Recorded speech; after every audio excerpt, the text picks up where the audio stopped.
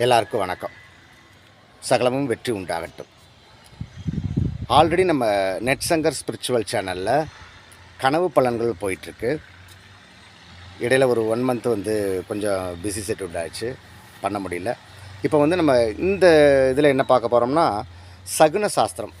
சகுன சாஸ்திரம் அப்படிங்கிறது பார்த்திங்கன்னா, நம்ம டெய்லி அன்றாடம் நம்ம வீட்டில் வெளியில் நடக்கிற ஒவ்வொரு நிகழ்வை வச்சு நம்ம பார்க்குற நபர்களை வச்சு பார்க்குற இடத்த வச்சு அது காலங்காலமாக பெரியவங்களால் சொல்லப்பட்டு வந்தது சகுன சாஸ்திரம். இப்போ அது ஆல்ரெடி சகுன சாஸ்திரம் இருக்கிறது வேறு. இது என்னோடய தனிப்பட்ட அனுபவமாக நான் அதை சொல்கிறேன். இப்போ எப்படின்னு கேட்டிங்கன்னா, இதை நீங்கள் இந்த ஒரு உயிரினத்தை இதை அதாவது ஆன்மா சார்ந்து அப்படின்னு சொல்லுவாங்கள்ல, எப்படின்னா ஒரு உயிரினத்தையோ ஒரு மனிதர்களையோ மிருகங்களையோ அப்படிம்பாங்க. அந்த மாதிரி இதை பார்த்தா என்ன நடக்கும்? இதை நீங்கள் வீட்டுக்கு வெளியில் நீங்கள் புறப்பட்டு போகும்போதோ ஒரு வேலையாக போகும்போதோ இதை நீங்கள் பார்க்குறீங்க அப்படின்னா, உங்களுக்கு நிச்சயமாக சொல்கிறேன், இது உங்களுக்கு அவங்கவுங்க சக்திக்கு தகுந்த மாதிரி அவங்கவுங்கள தேவைக்கு தகுந்த மாதிரி இது என்னென்னா ஒரு வருமானத்தை கொடுக்கும்.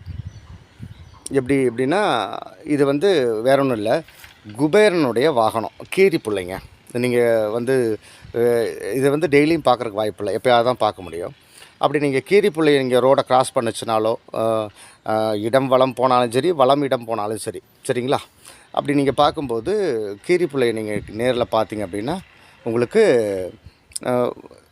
அதுக்குண்டான சோர்ஸ் அது இழுத்துட்டு வந்துடும்.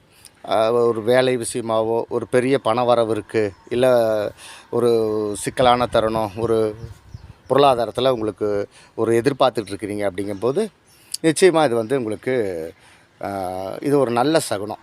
இது பணவரவு சகுனம். நன்றி. அடுத்த ஒரு பதிவில் நான் உங்களை மீட் பண்ணுறேன். இது அனுபவ உண்மை.